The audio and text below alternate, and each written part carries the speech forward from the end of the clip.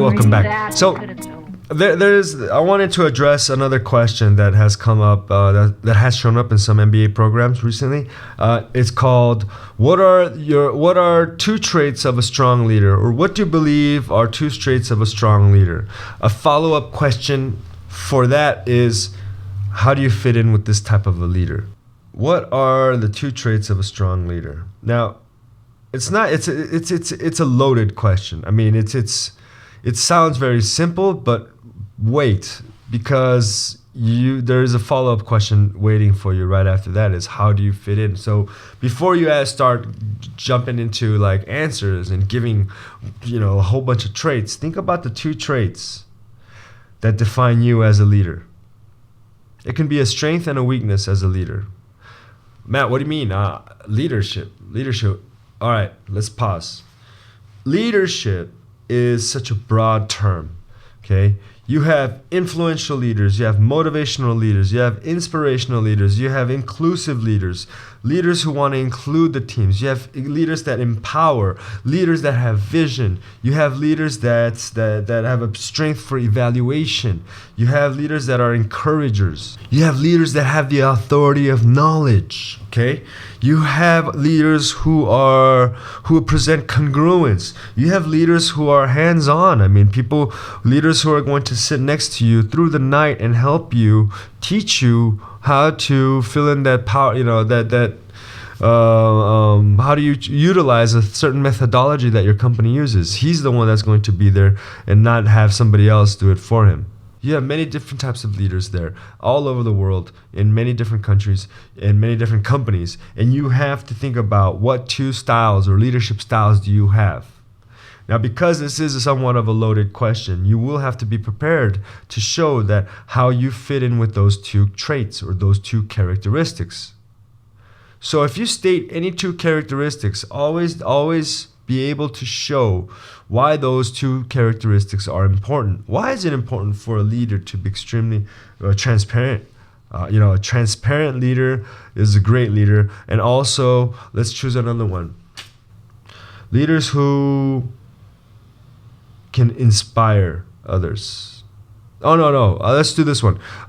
Leaders who are congruent leaders. The leaders who are there with you, hands-on. All right? Those are the two types. So for each one, you want to give a brief example of why that's important.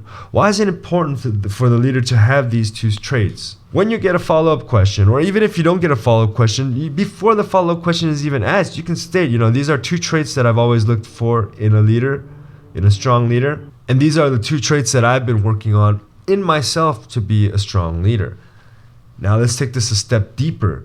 If you want to, you can tie one of those leadership traits in with one of the strengths of the school that you're applying for. If that leadership skill is a leadership skill that your school is renowned for, and that leadership skill is the one that you have a gap for, then you have a perfect match for what the school is going to be wanting to provide you with. I don't laugh and I don't cry. I don't think about you all the time. But when I do, I wonder why. I'll repeat it one more time. If you have a leadership skill, a leadership characteristic or a trait that you believe makes strong leaders, and you match that with one of the leadership traits that the school you're interested in applying to also is known for developing those types of leaders, and if that leadership skill is a gap that you have, you've made a perfect link to one of the reasons why you want this MBA. See how that works? Everything is interconnected. That's the basis of the spiderweb method, which I will talk about in a couple of videos. Now, when you do talk about how you fit with these two roles, that's where you kind of go into the strengths and weaknesses as well. If one of those leadership traits is a strength, okay, let's say you're great you're as an expediter. You regulate the flow of communication.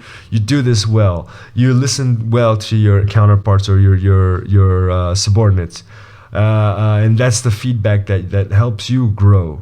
That's great. Even if that is a strength, you want to show that this is something I can develop more, because I have grown so much from listening to my subordinates. Sometimes I feel like they know more than I do. It's a great way to present a strength while showing humility. When you're presenting a trait that you have a gap in, then that's where you make the link to the MBA. I hope you understand what I'm saying, yes? So that's the way you answer the 2 traits of a strong leader question, if that shows up for you. If it doesn't show up for you, that's fine.